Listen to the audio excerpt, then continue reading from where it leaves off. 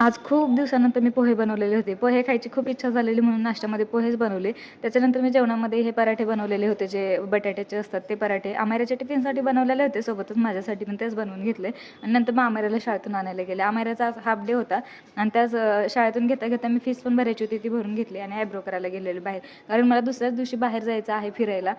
Family trip चाललेली आहे. कुठे चालले, काय करणार आहे, आम्ही सगळं तुम्हाला डिटेलमध्ये शेअर करेलच. आयब्रो झाल्याच्या नंतर ना इथे एक नवीन शॉप झालेला आहे चालू, हेझर्ट म्हणून उलव्यामध्ये.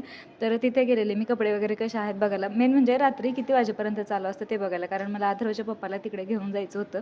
तर ते बघून आल्याच्यानंतर आम्हाला ना मी झाडाला पाणी टाकायला सांगितलेलं. तांदूळ असतं ना, तांदूळ धुवलेलं पाणी मी झाडांना नेहमी टाकत असते. खूप छान फायदा आहे त्याचा, तांदूळचा आणि बटाट्याच्या याचा पाणी टाकत असते मी नेहमी.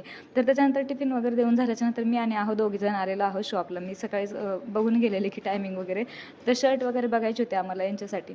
तर शर्टमध्ये ना प्रॉब्लेम असं झाला की छोट्या साईज नाही तर मोठे साईज असे होते. परफेक्ट यांच्यासाठी साईजच अवेलेबल नव्हते. आणि हा होता माझा आजचा ब्लॉग. कसा वाटला कमेंट करून नक्की सांगा आणि चॅनलला सबस्क्राईब करायला विसरू नका.